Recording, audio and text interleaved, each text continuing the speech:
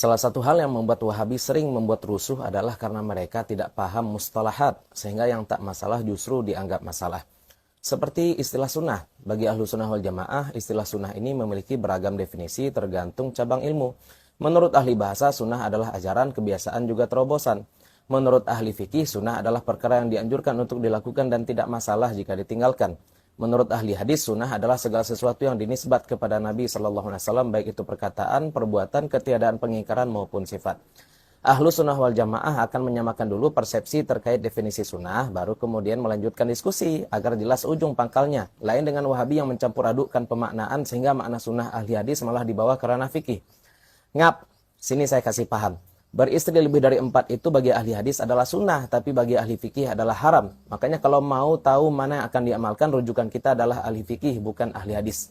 Salah paham makna sunnah juga membuat mereka salah paham lawan kata dari sunnah. Bagi ahli fikih, lawan sunnah adalah makruh. Bagi ahli hadis, lawan sunnah itu tidak ada. Bagi Wahabi, lawan sunnah adalah bid'ah. Nah, ini nih pemikiran kriminal Wahabi, sehingga mereka menganggap orang yang melakukan sesuatu yang tidak dilakukan Nabi sebagai ahli bid'ah. Ngap, Nabi juga tidak pernah membagi makhrijul huruf menjadi syafatain, lisan, jauf, khasyum, dan halak. Nabi juga tidak pernah membagi i'rab menjadi rafa, nasab, khafat, dan jazam. Tidak pernah mengkodifikasi Al-Quran dan membaginya menjadi 30 juz.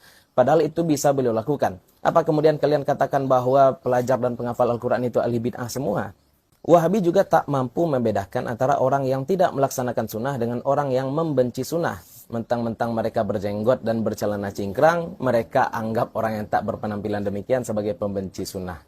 Ngap, jamaah tablik juga berpenampilan demikian. Bahkan mereka memakai imamah pula. Tapi tidak kita temukan mereka merasa paling nyunah dan men-scan celana dan jenggot orang lain.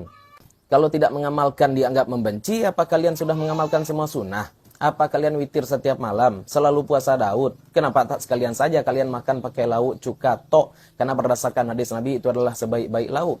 Coba lihat perkara yang diributkan oleh Wahabi di tengah masyarakat. Sebenarnya adalah perkara yang sudah dituntaskan oleh para fuqaha dari dulu. Kunut lah, jahar basmalah lah, jenggot lah, maulid lah. Tapi ya karena mental mereka memang mental suka ribut, masalah adem seperti ini dicongkel-congkel. Ini karena memang kualitas ilmu dan nalar mereka rendah, tapi tingkat beringasnya tinggi.